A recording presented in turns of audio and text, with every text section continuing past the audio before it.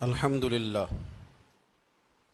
الحمد لله الذي العزة والعلا والصلاة والسلام على سيد الأنبياء شمس الضحى بدر الدجى نور الهدى منبع الجود والعطاء أما بعد أعوذ بالله من الشيطان الرجيم بسم الله الرحمن الرحيم قل لا أسألكم عليه أجرا إلا المودة في القربى صدق اللہ العظیم قال النبی صلی اللہ تعالی علیہ وسلم الحسن والحسین سید الشباب اہل الجنہ او کما قال النبی صلی اللہ تعالی علیہ وسلم آمنت باللہ صدق اللہ العظیم وصدق رسولہ النبی الکریم قال اللہ تبارک و تعالی فی القرآن المجید فی شان حبیبہ مخبرا وآمرا ان اللہ وملائکتہ یصلون علی النبی یا ایہا الذین آمنوا صلوا علیہ وسلموا تسلیما الصلاۃ والسلام علیک یا سیدی یا رسول اللہ وعلی آلک واصحابک یا سیدی یا حبیب اللہ الصلاۃ والسلام علیک یا سیدی یا رحمۃ للعالمین وعلى آلك وأصحابك يا خاتم النبيين اللهم صل على سيدنا ومولانا محمد معدن الجود والکرم وآلہ وصحبہ وبارک وسلم۔ تمام تعریفیں حمد و ثنا اللہ تعالی جل مجدہ الکریم کے لیے۔ زاں بعد درود و سلام نبی اکرم نور مجسم شفیع معظم احمد مجتبیٰ جناب حضرت محمد مصطفیٰ صلی اللہ تعالی علیہ وسلم کی ذات والا صفات کے لیے حمد و صلات کے بعد حضرت عبداللہ ابن عباس رضی اللہ تعالیٰ عنہ ارشاد فرماتے ہیں، نبی کریم صلی اللہ تعالی علیہ وسلم کے کچھ صحابہ نے اس بات کو محسوس فرمایا کہ نبی کریم علیہ السلام کے اخراجات بہت زیادہ ہیں، کثیر تعداد میں مہمانوں کا آنا جانا رہتا ہے، بہت سارے لوگوں کی مہمان نوازی اللہ کے محبوب کے ذمہ کرم پر ہے، اور اس کے برعکس صورتحال یہ ہے کہ سرکار کے بظاہر جو آمدن کے ذرائع ہیں وہ بہت کم ہیں۔ اس بات کو محسوس کر کے صحابہ کرام علیہم رضوان نے از خود ایک پروگرام ترتیب دیا کہ ہم ہر مہینے کچھ نذرانہ جمع کریں گے اور نبی کریم علیہ السلام کی بارگاہ میں پیش کریں گے، اور عرض گزار ہوں گے کہ یا رسول اللہ صلی اللہ علیہ وسلم، آپ نے جو ہم پر احسانات کیے ہیں ان کا بدلہ تو نہیں چکا سکتے، پر چلو یہ تھوڑی سی خدمت ہے اگر ہماری قبول ہو جائے۔ صحابہ نے جب وہ نذرانہ جمع کیا تو اب ماحول یہ بنا کہ جمع تو کر لیا ہے تو اتنی جرت کون کرے گا کہ سرکار کی بارگاہ میں جا کے عرض کرے۔ طے یہ پایا کہ حضور علیہ السلام کے چچا محترم حضرت عباس رضی اللہ تعالیٰ عنہ سے یہ گزارش کی جائے کہ وہ عرض کریں کہ یا رسول اللہ صلی اللہ علیہ وسلم، ہم سے یہ نذرانہ قبول کر لیا جائے، تاکہ آپ کے جو روزمرہ کے معاملات ہیں، جو گھر کے اخراجات ہیں، وہ اس کے ذریعے سے کچھ نہ کچھ ہماری خدمت اس میں شامل ہو جائے۔ حبیب لبیب سید عالم صلی اللہ علیہ وسلم کی عالی مرتبت خدمت میں حضرت عباس نے جب وہ نذرانہ پیش کیا اور صحابہ کرام علیہم رضوان کی اس خواہش کا اظہار کیا اور بڑے درد مندانہ انداز میں عرض کیا کہ یا رسول اللہ، آپ کا وہ کاشانہ نور ہے کہ جو بھی آتا ہے وہ جھولی بھر کے ہی جاتا ہے، ہر ایک کو ملتا ہے، لیکن یا رسول اللہ ظاہراً کوئی ذرائع ہمیں نظر نہیں آتے، دل کرتا ہے کہ ہم خالصتاً آپ کی کچھ خدمت کر سکیں۔ تو حضور کچھ جواب دینے ہی والے تھے کہ اللہ تعالیٰ نے قرآن مجید نازل فرما دیا، کہا محبوب کل ان سے فرما دیجئے لا اسألکم علیہ اجرا۔ گویا طائف میں پتھر کھانے سے لے کر احد میں دانت شہید کرانے تک میں نے تمہارے لیے بڑا کچھ کیا ہے، پر میں تم سے کوئی اجر نہیں مانگتا۔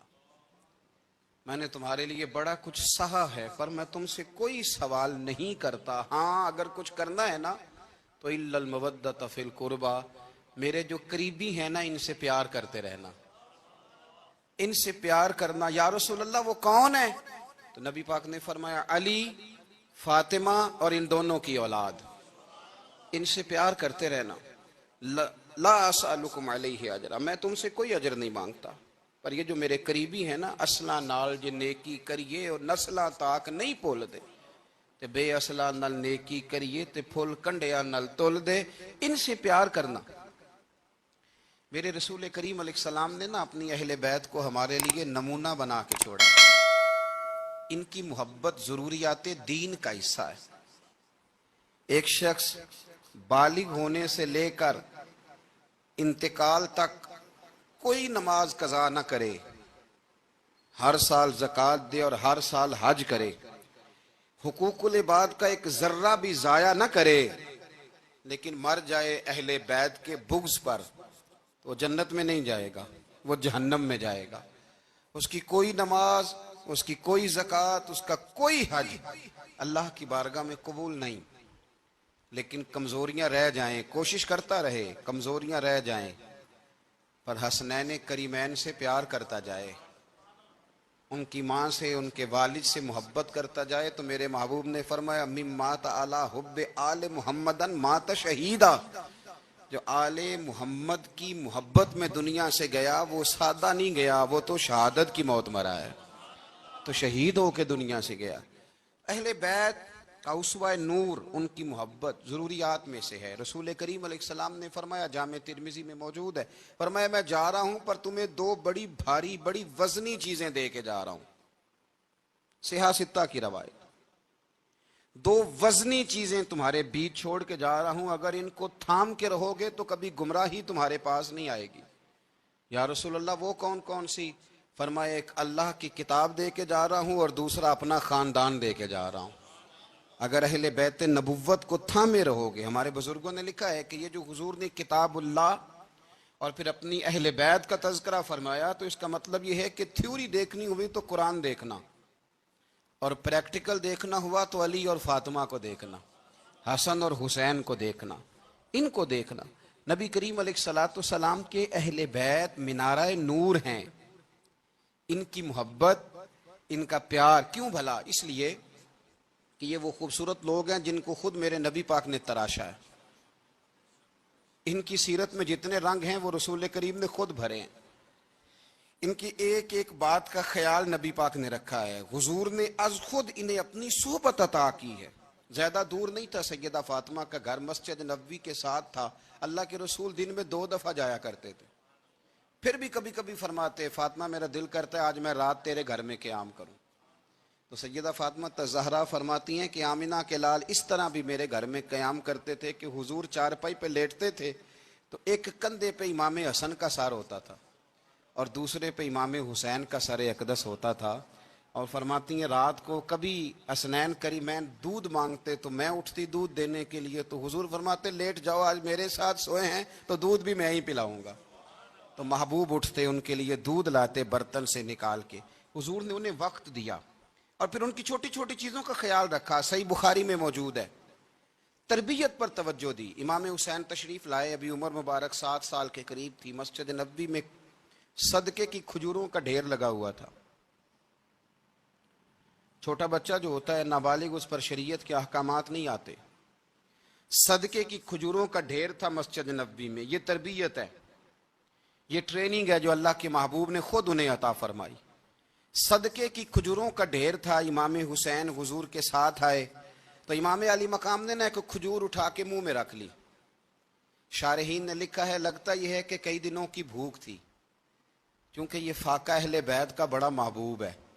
مجبور نہیں تھے، وہ تو خزانوں کے مالک تھے، پر غریبوں سے محبت کی وجہ سے فاقے کیا کرتے تھے، یہ ان کی پسند ہے فاقہ کرنا۔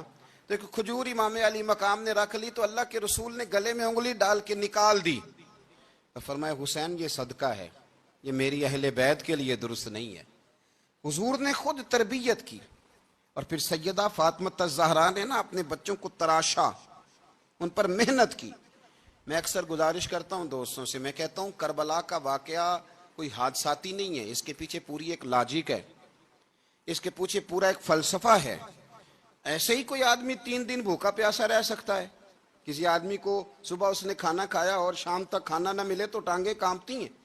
رمضان المبارک میں عبادت کی نیت سے روزہ رکھنے والے بھی شام کو بڑے پریشان ہو جاتے، اور مسلسل 3 دن کھانا نہ کھایا جائے اور پانی نہ پیا جائے، اور حال یہ ہے کہ وہی آدمی تلوار لے کے میدان میں نکلے اور اس کی حالت یہ ہو کہ لوگ اس کے آگے دوڑنا شروع کر دیں، ہزاروں کی فوجیں تاب نہ لا سکیں۔ علی کا گھر بھی وہ گھر ہے کہ جس گھر کا ہر ایک بچہ جسے دیکھو وہی شیر خدا معلوم ہوتا ہے۔ یہ کوئی آسان ہے؟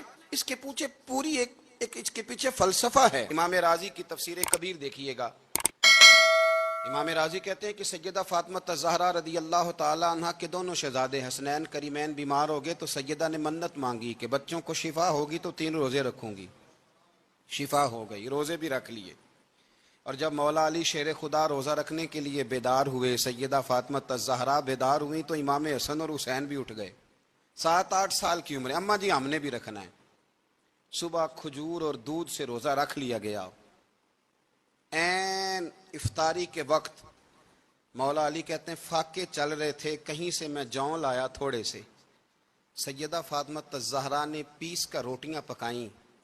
وہ وقت جو بڑا مشکل ہوتا ہے افطار کا، کہتے ہیں اس وقت جب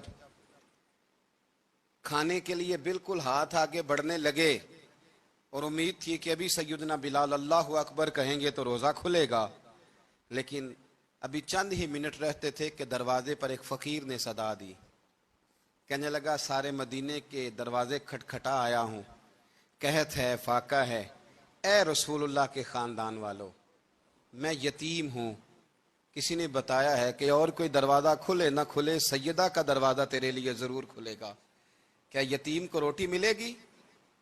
تو حضرت مولا علی نے بچوں کی طرف دیکھا ہی تھا کہ امام حسن ساری روٹیاں جا کے دروازے پہ دے آئے، کھجور اور پانی سے افطار ہو گیا۔ صبح پھر کھجور اور دودھ سے روزہ رکھا۔ امام راضی کہتے ہیں عین وہ وقت جب افطار کا ٹائم آیا تو پھر دروازے پہ کسی نے صدا دی، کہا رسول اللہ کے خاندان والوں میں مسکین ہوں، رات سے روٹی کھائی ہے، نہ صبح کھا سکا نہ دوپہر، کسی نے بتایا ہے کہ اس دروازے سے خالی کوئی نہیں جاتا۔ امام حسن نے پھر سارا لنگر اٹھایا اور پھر جا کے دے دیا۔ تیسرا دن پھر ہوا، مجھے لگتا ہے کہ جب افطار کا ٹائم آیا ہوگا نا تو یہ خود ہی سارے دروازے پہ دیکھتے ہوں گے، یہ کوئی آیا نہیں لینے والا ابھی تک، لگتا ہے کہ نظریں دروازے پہ تھیں۔ عین افطار کے وقت 3 روٹیاں جب جوں کی پک کے آئی تو ایک بھکاری نے صدا دی، کہنے لگا میں قیدی ہوں، آج ہی قید سے رہائی ملی ہے، پہلے دن کسی کے دروازے پہ صدا دی ہے روٹی ملے گی۔ امام حسن وہ کھانا دے کے واپس لوٹے، کھجور اور پانی سے افطار ہوا، اور جیسے ہی مسجد نبوی میں تینوں باپ بیٹا نماز پڑھنے گئے تو مولا علی کہتے مجھے بتانا نہیں پڑا، رسول کریم نے میری طرف دیکھ کے فرمایا علی تیرا، فاطمہ کا، حسن اور حسین کا 3 دن والا عمل خدا کو بھی بڑا پسند آیا ہے اور محمد مصطفیٰ کو بھی بڑا پسند آیا، وہ بڑا پسندیدہ عمل۔ میں کہتا ہوں کہ حضرت فاطمہ نے نا ان کی تربیت پہلے ہی کر دی تھی، 3 دن بغیر افطار کے روزہ رکھنے کی، وہ ٹریننگ گھر سے ہو چکی تھی۔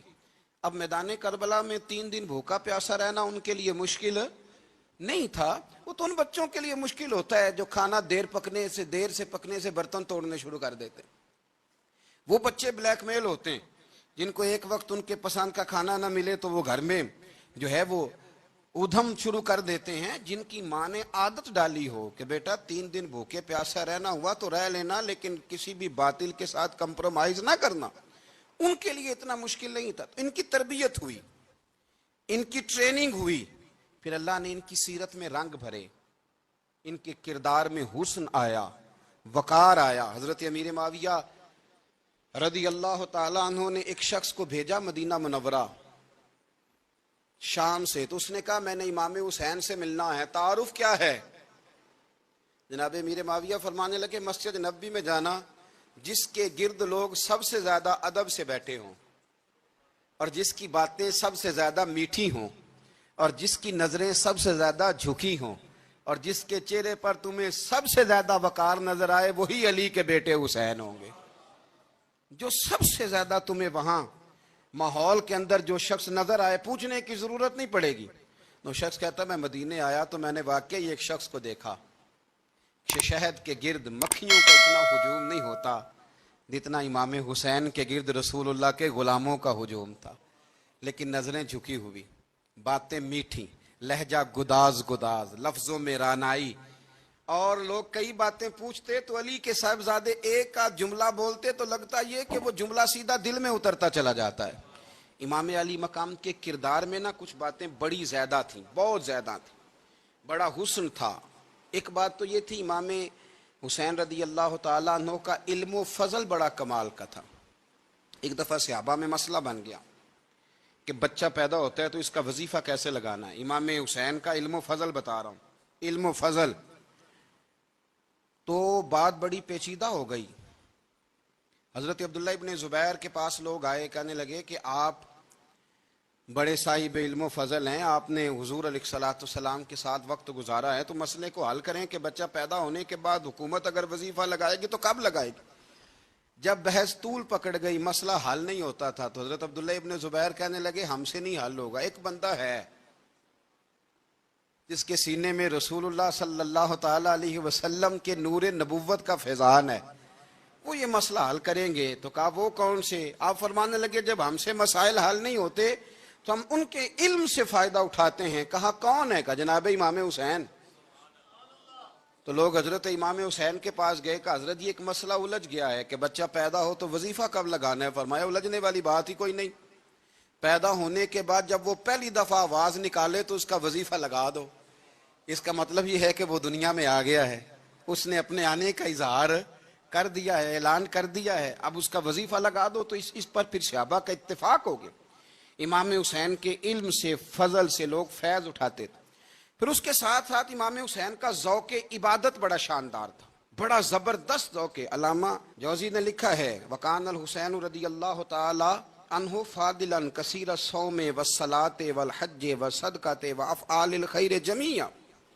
آپ فرماتے ہیں کہ امام حسین زیادہ نمازیں پڑھنے والے تھے، کثرت سے سجدے کرنے والے، کثرت سے روزے رکھنے والے، زیادہ حج کرنے والے، اور امام حسین صدقہ دینے والے اور نیکی کے کاموں میں شدت کرنے والے تھے. امام حسین کا جو ذوق عبادت تھا وہ اتنا شاندار تھا کہ آپ فرض نماز کے علاوہ روزانہ 100 رکعت نماز نفل ادا فرمایا کرتے.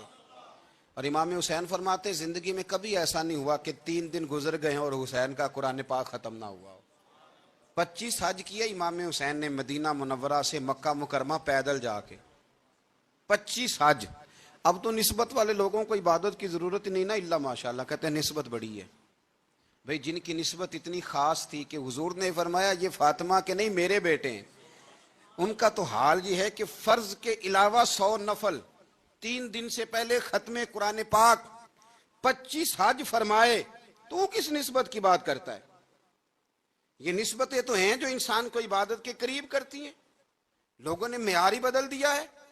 حضرت سیدنا امام حسین کی شہادت کے بعد حضرت عبداللہ ابن زبیر رضی اللہ تعالیٰ عنہ نے قاتلان حسین سے خطاب کیا اور فرمانے لگے اللہ کی قسم تم نے اس شخص کو شہید کیا ہے جو راتوں کو لمبے لمبے قیام کرتا تھا، اور تم نے اس شخص کو شہید کیا ہے جس سے میں دن میں جب بھی ملتا تھا تو وہ روزے سے ہوتا تھا. تم نے اس شخص کو شہید کیا جو قائم اللیل تھا، صائم الدہر تھا، اس شخص کو تم نے شہید کیا. آپ کو پتہ ہے کہ میدان کربلا میں جب 9 محرم کو ابن سعد نے امام حسین سے کہا کہ جنگ کرو اگر یزید کی بیعت نہیں کرنی، تو امام حسین نے فرمایا 1 رات کی مہلت دے دو، 1 رات کی مہلت دے دو. حضرت امام زین العابدین کہتے ہیں میں نے اپنے والد گرامی سے عرض کی کہ ابا جی آپ جہاد سے دور جانے والے تو ہیں نہیں، آپ تو جہاد سے پیار کرنے والے، اور یہ بھی پتہ ہے مجھے کہ یہ جنگ اب ہو کے رہے گی، تو 1 رات کی مہلت لینے کا معنی کیا ہے؟ بھئی کل بھی لڑنا ہے اور رات بھی لڑنا ہے، تو ابا جی 1 رات کی مہلت. تو سیدنا امام حسین رضی اللہ تعالیٰ عنہ فرمانے لگے بیٹا رات کی مہلت اس لیے لی ہے کہ میں آج رات کھل کے اپنے رب کی عبادت کر لوں، میں استغفار کر لوں، میں لمبے سجدے کروں. اور کہا زین العابدین تو جانتا ہے نا کہ مجھے نماز سے، تلاوت سے، دعا سے اور استغفار سے بڑا پیار ہے۔ نماز سے مجھے پیار ہے، دعا سے مجھے پیار ہے، استغفار سے مجھے پیار ہے۔ فرمایا بیٹا میں نے اس لیے نہیں کہ میں چاہتا ہوں ایک رات اور دنیا میں رہوں۔ تو امام زین العابدین فرماتے ہیں امام علی مقام نے سجدے پہلے بھی بڑے کیے، پر 9-10 کی درمیانی رات جو ان کے سجدے تھے وہ میں نے کبھی نہیں دیکھے۔ فرماتے ہیں تیمم کے ساتھ وہ رات کی جو عبادتوں کا رنگ تھا وہ میں نے کبھی نہیں دیکھا۔ امام علی مقام کا عبادت کا ذوق تھا، شوق تھا، لذت تھی۔ آپ یقین کریں ایسے ایسے عجیب بہانے ہم لوگوں کہتے ہیں میرا نماز میں دل نہیں لگتا، تو میں کہتا ہوں تیرا گپ شپ میں کس طرح لگتا ہے، تیرا موبائل پہ کیسے لگتا ہے بھائی؟ یہ تو بھائی ذوق کی بات ہے۔ امام حسین کہتے ہیں مجھے قرآن پاک سے پیار ہے، مجھے تلاوت سے پیار ہے، مجھے دعا سے پیار ہے، مجھے استغفار سے پیار۔ بھائی جس کو جس چیز سے پیار ہوگا دل لگ جائے گا۔ ہم نے کبھی پیار کیا ہی نہیں اس سے، جن چیزوں سے پیار ہے وہاں دل لگ جاتا ہے۔ یہ ایک بہانہ ہے، ورنہ کثرت سے عبادت کرنا، ذوق پیدا کرنا، یہ تو اہل اللہ کا طریقہ ہے۔ والذین یبیتون لربہم سجدا وقیاما، رب کے بندوں کی علامت یہ ہے کہ وہ راتیں سجدے اور قیام میں گزار دیتے ہیں۔ تو امام حسین کی سیرت کا کمال ہے کہ ذوق عبادت رکھتے تھے۔ دوسری بات جو امام علی مقام کی سیرت میں بڑی شاندار ہے وہ یہ ہے کہ سخی بڑے تھے۔ ایک قول سنانا ہے آپ کو امام حسین کا، اور خواہش میری یہ ہے کہ میرے حاضرین اور ناظرین اس قول کو رٹا لگا کے یاد کریں، اس قول کو انشاءاللہ۔ یہ قول جو امام حسین کا ہے نا جی، یہ جس دن مجھے ملا تھا نا تو میں نے بھی رٹا لگا کے یاد کیا تھا، اور میرے پاس جتنی ڈائریاں ہیں شاید میں نے سب میں لکھا ہے۔ امام علی مقام رضی اللہ تعالیٰ عنہ فرماتے تھے اللہ کی رضا کے لیے کسی شخص کی ایک حاجت پوری کر دینا 1 مہینہ مسجد میں اعتکاف کرنے سے زیادہ درجہ رکھتا ہے۔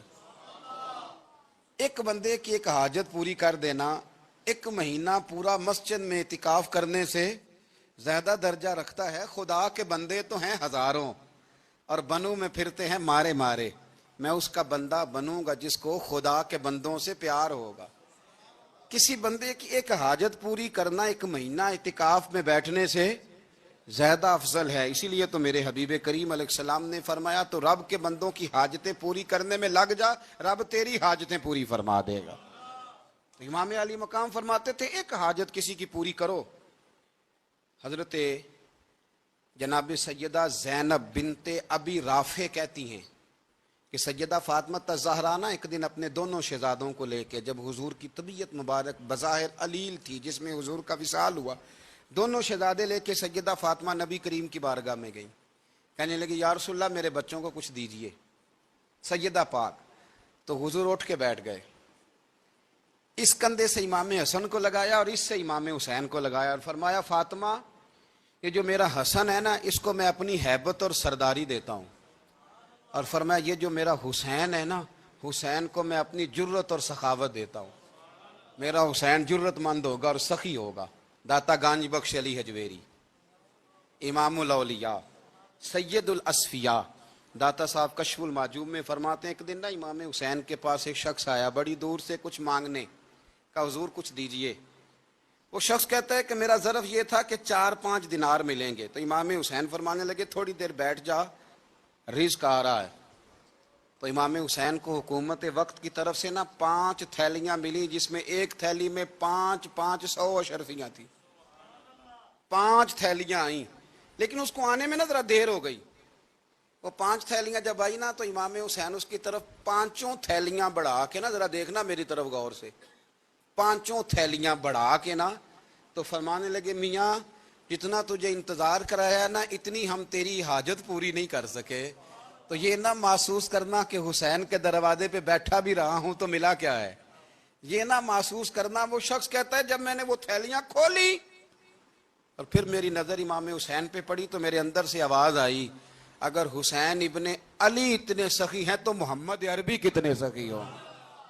اگر یہ معیار ان کا ہے، ان کا یہ معیار ہے، اور خود بھیک دیں خود ہی کہیں منگتے کا بھلا ہو، خود کہنے لگے جتنا انتظار کرایا ہے اتنی تیری مدد کر سکے۔ یہ سخاوت کا معیار تھا، یہ طریقہ تھا۔ ایک دفعہ سیدنا امام حسین رضی اللہ تعالیٰ عنہ کہ گھر کے اندر نا 5000 دینار آئے. مسجد میں تھے, آپ کو 5000 دینار ملے, تو امام زین العابدین کہتے ہیں کہ مسجد سے لے کر گھر آنے تک امام حسین نے 5 کے 5000 اللہ کے رستے میں خیرات کر دی.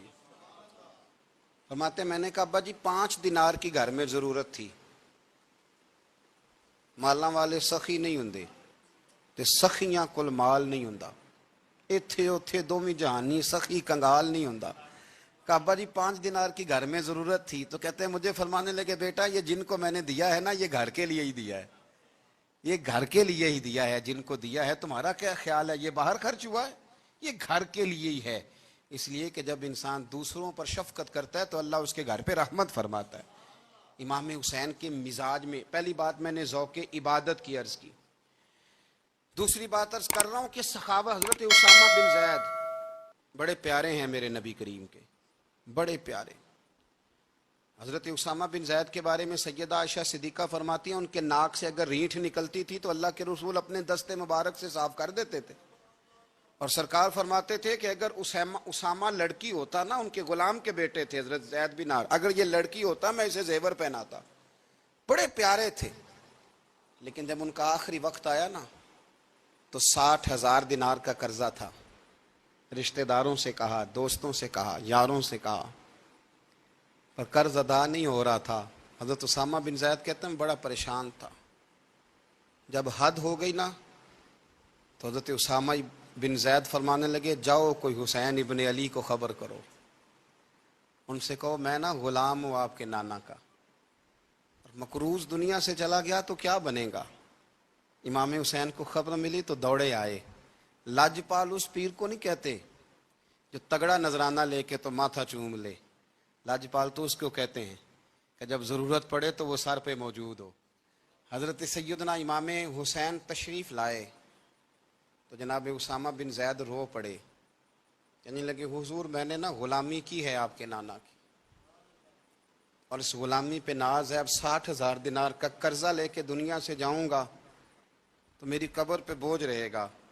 امام حسین خادم کو بھی کہہ سکتے تھے جاؤ گھر پیسے پڑے ہیں لے آؤ.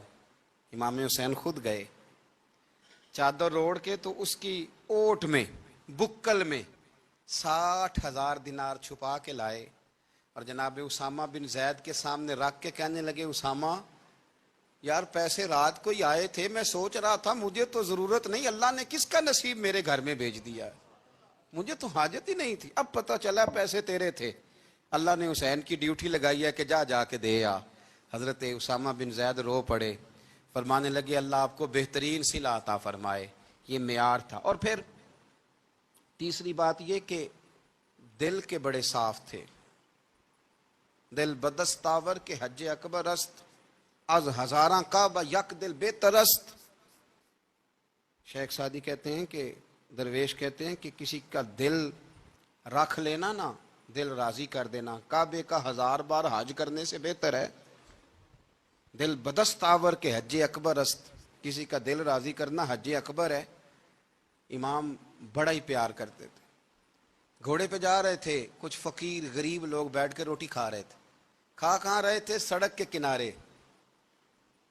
تو امام زین العابدین فرماتے ہیں کہ جب امام حسین گزرے تو انہوں نے آواز دی حضور دل کرتا ہے ہمارے ساتھ بیٹھ کے روٹی کھائیں. کائنات کے مالک و مختار کے نواسے اور دنیا کے سب سے بڑے شہزادے گھوڑے سے اترے اور غریبوں کے ساتھ سڑک پہ بیٹھ گئے, روٹی کھانے لگے اور دیر تک کھاتے رہے. اور جب فارغ ہو گئے تو فرمانے لگے کھانے کی ضرورت بھی نہیں تھی, حاجت بھی نہیں تھی, پر تم نے آواز دی تو دل رکھنے کو بیٹھ گیا تھا, اگر اجازت دے تو چلا جاؤں. یہ مزاج تھا, یہ طبیعت تھی. آپ کے ایک بھائی ہیں چھوٹے, حضرت محمد بن حنفیہ نام ہے, حضرت مولا علی شیر خدا رضی اللہ تعالیٰ عنہ کی دوسری بیوی سے. ایک دن حضرت امام حسین ان کے گھر میں بیٹھے تھے تو کسی بات میں نا اختلاف رائے ہو گیا, تو امام علی مقام ناراض ہو گئے, فرمایا آج کے بعد تیرے گھر نہیں آؤں گا. رومال اٹھایا چلے گئے. لوگوں نے حضرت محمد بن حنفیہ رضی اللہ تعالیٰ عنہ سے کہا حسین تو ناراض ہو گئے, کبھی نہیں آئیں گے. آپ فرمانے لگے بھائی تمہارا ہے کہ میرا؟ جی بھائی تو آپ کے ہیں. فرمایا اگر کہو تو چند منٹوں میں حسین واپس آئے.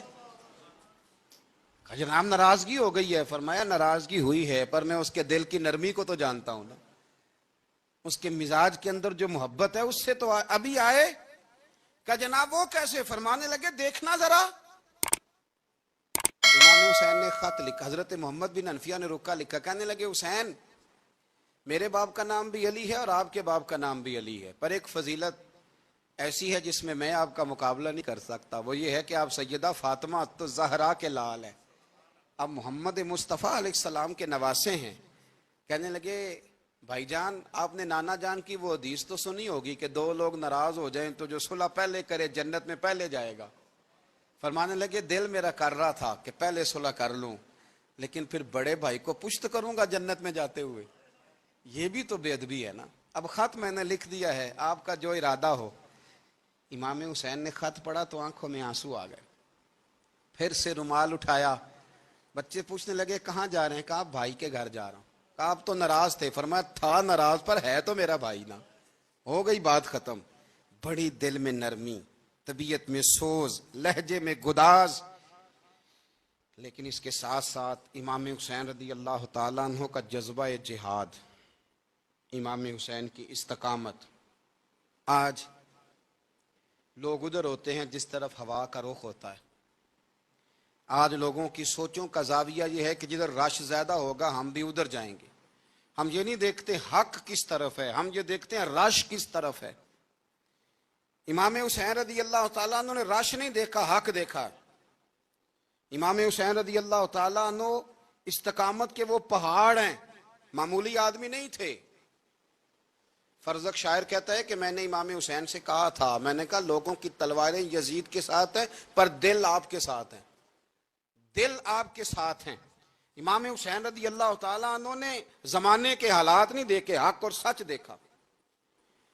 جتنی چیزیں انسان کو کمزور کر سکتی ہیں وہ ساری امام حسین پہ طاری کی گئیں. جتنی چیزیں، وطن چھوڑنا کتنا کو مشکل ہوتا ہے. شالا پردیسی کوئی بھی نہ تھی وے تے ککھ جنہ تو پارے. حضرت سلطان باؤ فرماتے ہیں بچو پردیسی ہونا کوئی آسان ہے؟ جس آدمی کا کسی چھوٹے سے گاؤں میں بھی مکان ہو چھوڑنا پڑ جائے تو روٹا ہے. تو مجھے بتاؤ جس نے اپنا سارا بچپن مدینے میں گزارا ہو. آج جو ایک ہفتہ مدینے رہ کے آتے ہیں ان سے واپس نکلنا مشکل ہوتا ہے.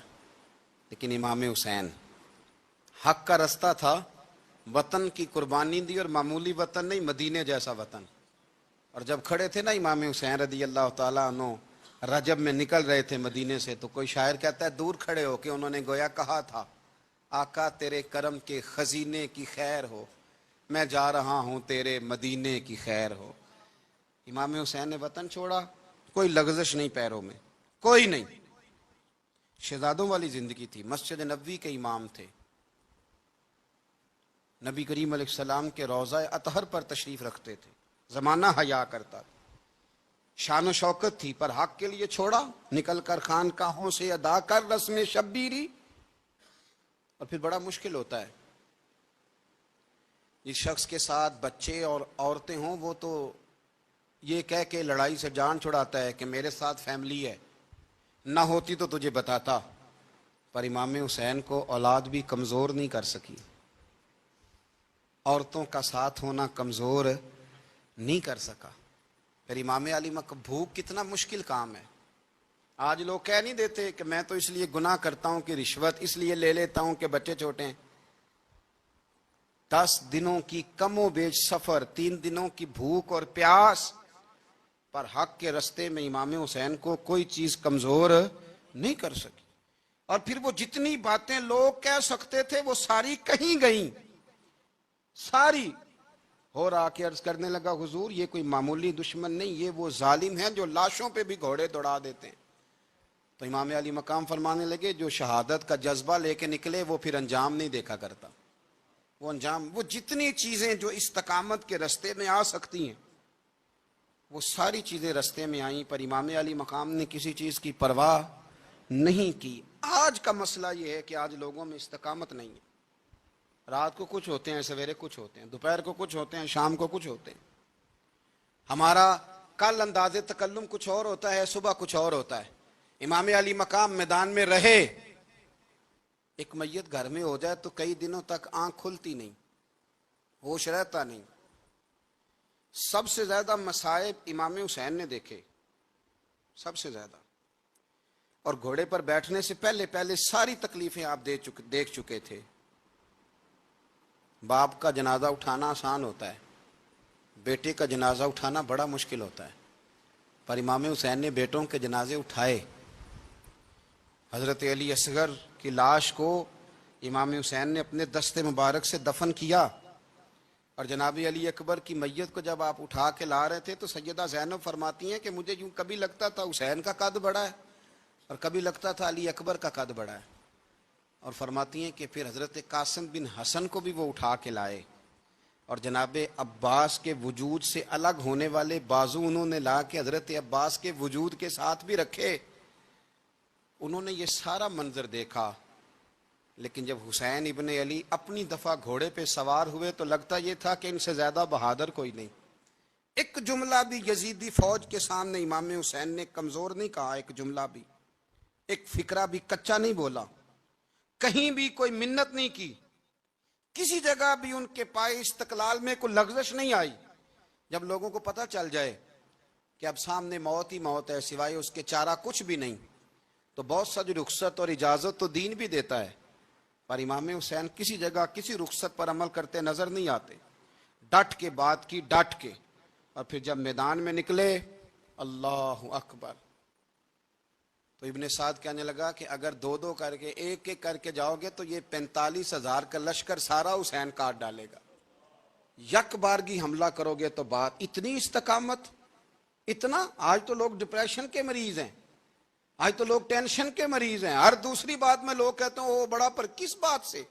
مطلب کیا آپ نے زندگی میں صرف جاب نہیں مل رہی، صرف بیماری آ گئی، صرف خرچہ نہیں گھر میں بڑا کس بات کا ڈپریشن؟ امام حسین کی زندگی بتلاتی ہے کہ وہ لوگ بھی کوئی دنیا میں کمال حاصل کر سکتے ہیں جو چھوٹی چھوٹی بات پہ روتے ہیں۔ مال بھی ہے، جوانی بھی ہے، گھر بھی ہے، مکان بھی ہے، بچے بھی ہیں، عزت بھی ہے، صرف پیسے نہیں، اور انسان ہے کہ آنکھیں نہیں کھل رہی، وہ سمجھتا ہے میں کسی کام کا ہی، فقط پیسے نہیں بس۔ او خدا کے بندو، امام علی مقام نے فرمایا سارا کچھ لٹا کے بھی جو میدان میں کھڑا رہے اسے حسین ابن علی کہا جاتا ہے، اسے حسین ابن علی کہا جاتا ہے۔ حسین ابن علی کی شان رفت کوئی کیا جانے، حسن جانے، علی جانے، نبی جانے، خدا جانے، کون جانے امام علی مقام کا معیار۔ تو امام حسین رضی اللہ تعالیٰ عنہ کی زندگی ہمیں بتاتی ہے کہ ذوق والی عبادت کرو۔ امام حسین کی زندگی ہمیں بتاتی ہے کہ جب تم سخاوت کرو تو پھر اپنی حیثیت سے بڑھ کر کرو، اور امام حسین کی زندگی ہمیں بتاتی ہے کہ دل میں کسی کے لیے کوئی بات نہ رکھو، صلح کرنے میں پہل کرو، محبتیں کرنے میں آگے بڑھو۔ اور امام حسین کی زندگی ہمیں بتلاتی ہے کہ جب دنیا میں تم نے کچھ کرنا ہے تو پھر ڈٹنا بھی سیکھو، پھر کھڑے ہونا بھی سیکھو، یہ نہ دیکھو کہ حالات۔ امام حسین نے ایک دن بھی حکومت نہیں کی، یزید نے 4.5 سال کی، لیکن قیامت تک دلوں پہ حکومت امام حسین کی رہے گی، امام حسین کی رہے گی، اس لیے کہ ان میں استقامت تھی۔ امام حسین کے ساتھ اس وقت 72 لوگ تھے، لیکن آج کائنات کا ذرہ ذرہ امام حسین کے ساتھ ہے۔ اس کا مطلب ہے وقت لگتا ہے، نظریہ غالب آ ہی جایا کرتا ہے، تو استقامت والی زندگی گزاریں۔ اللہ تعالی ہمیں ان کے فیوز و برکات عطا فرمائے۔